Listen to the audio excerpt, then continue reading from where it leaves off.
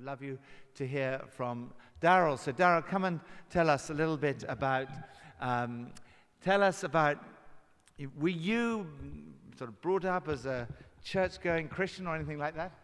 No. I was about as far removed from church as you can possibly get. Wasn't quite the Antichrist, but wasn't quite far away from that, yeah. Just say a little bit about what did your life involve growing up? I grew up, I'm obviously not a southerner, as you can tell by the PTK-ish twang to my voice. I'm from the north. I grew up just outside Leeds. And I grew up in a rough area, rough estate, Warwick estate. It was a kind of estate, the police don't go on it after dark, buses don't run onto it after dark. If you drive through it slower than 30 mile an hour, you'll lose your wheels. And I just kind of fell into, it wasn't a conscious choice, I just fell into crime at a really early age. Sort of 10, 11, using drugs, drinking, smoking, and getting into crime. And bizarrely, it started with a bit of a hobby, stealing car badges from expensive cars. And so there's lots of expensive cars around here. I've seen quite a few. So and I think you moved up and eventually you did a fairly serious crime. Yeah, as my drug use grew and I became a well-known drug dealer and I started selling heroin and cocaine. And I sort of moved up the ladder. And we were turning over quite a lot of money, thousands of pounds a week. There's three of us. I'm the only one left alive. One of my friends, I held him while he died of overdose, and the other one was shot and killed while I was in prison. And when I was asked that, another associate came to me and said, "Do you want to get involved in an armed robbery?" And I just said, "Yeah, well, why not? Why not?" As you do. As you do. And what happened? I was the driver. So I went and I stole the car, crossed the border into South Yorkshire, stole the car and brought it back into West Yorkshire because there was at least a 7-day period before South Yorkshire police would tell West Yorkshire police that the car had been stolen, so you could drive round quite happily without being pulled over. So you did the robbery? We did the robbery. We thought we'd got away with it, and the first I knew that we hadn't got away with it was when the armed response and the dogs and the Black Mariahs were kicking my door down. So, yeah, it caught up with me in the end. And how long were you sent to prison for? 5.5 years. I did just short of 4. And when you went into prison, how did you respond to that? Once I was in there and I knew I was going to be there for a while, I thought, Darrell, if you're going to be bad, you're going to be the best kind of bad you can possibly be. And I consigned myself to being as violent as I could possibly be, continuing to sell drugs while I was inside, and bringing them into the prison through visits in various different ways. And I got into lots of fights, lots of violence, assaulting prison officers, spent a lot of time in segregation on 24-hour lockdown, and moved around a lot. And someone came and asked you a question. Tell us about it. I was in a welding shop in HMP Wolds, a Category A prison near Hull. And there was a guy coming round with a clipboard, another inmate with a clipboard. It wasn't someone I'd speak to, he was a muppet. It wasn't... And I thought he was signing people up to like an education program or something. And he came up to me and he said, "Would you like to go on an alpha course?" I said, "Well, what's an alpha course?" He said, "Oh, it's in the chapel." And as soon as he said chapel, I thought, "Oh, great, Bible basher." And I said, "Look, get out of my face before I slap you." And he was under no illusion that I would have slapped him. And he did the best impression of Speedy Gonzales I've ever seen. He just shot off. And but God bless him and his courage, because he came back the following day with his clipboard. And he came up to me, and I was about to dish him out the slap I'd promised him the day before, when he blurted out really quickly, "You get Wednesday afternoon out of Bang Up, you get free coffee and you get free biscuits." I said, "I'll see you on Wednesday, sunshine." And I think you took one or two people with you? I did. I went round the workshop and I rounded up all my mates from the workshop and said, "Come on, lads, we're going on Alpha." It was my first evangelistic act and my outreach event, all rolled into one. And what happened to you on Alpha? When I arrived there, I don't know what I was expecting, but I wasn't expecting what I found. There was a chaplain from the prison, and the other two people running the course, it was 2 retired nuns. How old have you got to be a retired nun? It was less age concern and more mummy returns. It was... And what was it that got you about those 2 women? These 2 ladies... we laid into them. We gave them a hard time. The usual stuff. God doesn't exist. Even if he did, what's he ever done for me? What do you know about life? You've been in a nunnery for 50 years. What can you tell me about living? But these 2 ladies, they just came back at us and never got angry, not once, and they came back at us with love and compassion over and over again.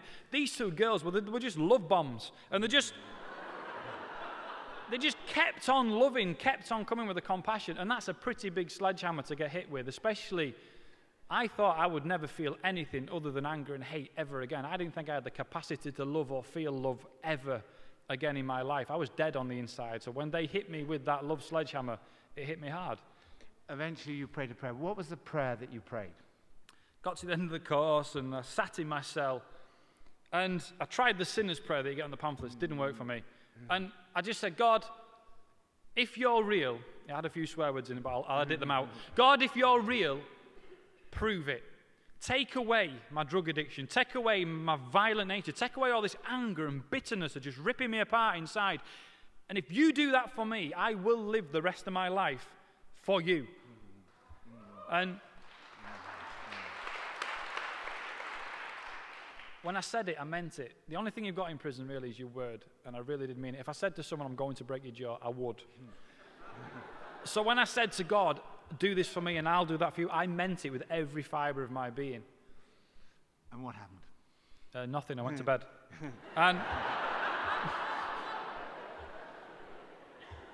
But the following morning, I don't know what I was expecting. No booming voice, shaking cell door, nothing. But when I woke up the next morning, there was a series of really freaky events within the first hour of getting out of bed.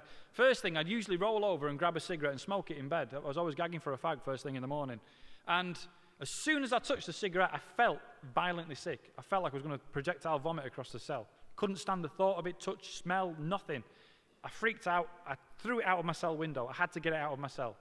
Then the thought of the tobacco I had popped into my head, and the sickness came back. I grabbed the tobacco and threw that out of the cell window too. And then usually after smoking the cigarette, I'd smoke a spliff. But as soon as that thought popped into my head, I became even more sick, and I grabbed my cannabis and I threw that out of the window too. So whoever was on yard cleaning duty that morning must have thought it was Christmas come early. And then I think you went to a shave. What happened then? Yeah, I was freaking out. I said, Darrell, calm yourself down, sunshine. Just go, get a wash, get a shave. I went to the sink, started getting a wash and shave, and I looked in the mirror, and I did not recognize the guy in the mirror. The smile and the beaming and the glowing. And then I noticed I wasn't just looking happy, I was feeling happy. Not just happy, euphorically happy. It was as if someone had unscrewed the top of my head and just poured freezing cold water in, and everything had gone. The anger had gone, the addiction had gone. I couldn't explain how, but all that ball of anger that was eating me had been replaced with this huge ball of joy, and I was just feeling a high, 1,000,000 times higher than any combination of any drug I'd ever had.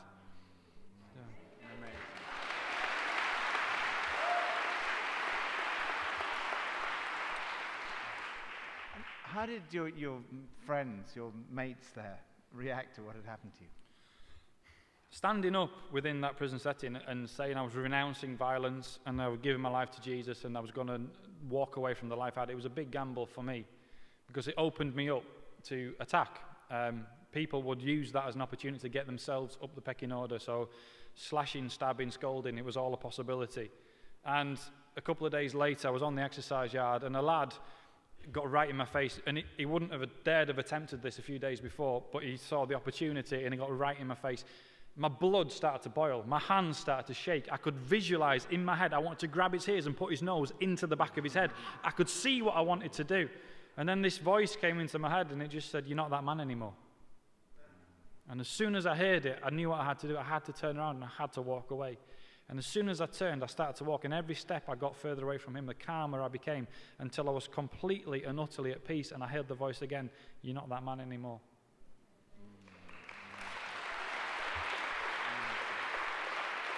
It helped that one of the other lads jumped in and said, "Listen, he might have changed, but I haven't, so shut your mouth." And you started running Alpha. We've heard, we had Paul Carley telling us that Alpha's now running in 80% of the prisons in this country, and we hear it running in all these prisons. But what's it actually like? Because you actually ran it in the prison. We did. With the help of the chaplaincy team, and we were the inmates running the course, and this was really in the early days of Alpha, so all we had was Nicky on a VHS tape and books, and back in those days, Nicky had much darker hair, and it was a long time ago, and we just ran it because we knew it worked. as a tool just to tell people about Jesus, give them the opportunity to ask questions and get answers. And these guys were hungry. They were itching to find a way out of the lifestyle they found themselves in. And for them to be given an open door to say, look, this is your opportunity for a fresh start, they were snapping it up. And we were running alphas back to back. Hundreds of people coming to church on a Sunday. It was revival in the prison. The prison had to open up turn 2 of the wings into drug-free units because so many people were choosing to live Christ's way with a drug-free lifestyle. So amazing. When you came out of prison, a pastor who was also a magistrate approached you and asked you to come and work with him. He did. Mark Finch, who's my senior pastor, he and also a magistrate, as you say, he I had this opportunity to go and work for the church in Runcorn, Hope Corner Community Church. The only advice I had from the Scousers in the prison was, don't go there, mate, it's a toilet. That was it. That was my advice. But I could not shake it. I went to Runcorn. Mark picked me up from the prison gate, so we went straight into starting the new schools. It was a new church plant, and it's just grown and expanded and exploded. And he introduced you to his family? He did. I met his wife, Karen, who made me the best beef lasagna I'd had for years. I had been in prison, but it was still pretty good. And that was the first time I met his eldest child, who is his daughter, Rebecca, who is now the mother of my 2 children and my beautiful wife. So, thank you.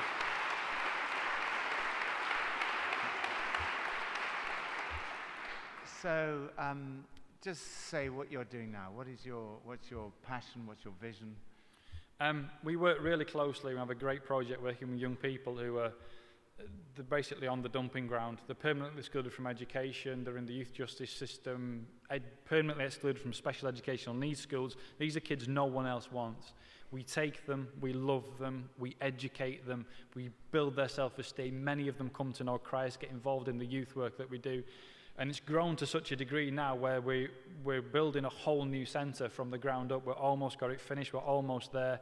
The whole of the second floor is going to be the first church-run independent special educational needs school in the borough of Halton. So we're breaking some great new ground, and God's really opening some amazing doors for us. A question I always ask people is, what difference has Jesus made? I don't say this lightly. I really do mean it. He's more important to me than the air I'm breathing. Without him, I wouldn't be here. I've been shot at, I've been stabbed, I should be dead, I've overdosed, I don't know how many times, I should not be here. And yet here I stand. And if you stand still long enough, I'm going to tell you about Jesus. And I would encourage each and every one of you with this new season of Alpha starting, if you haven't been on Alpha, if you're sitting there with doubts and questions, you're just not sure whether you should or you shouldn't, what have you got to lose? Choosing Jesus is a win-win situation. You cannot lose. There is nothing to lose. It's not like choosing a mortgage provider. You don't need to weigh up the best deal. This is the deal. Give it a go. I'd encourage you, give it a go. Thanks, Darrell, very much indeed.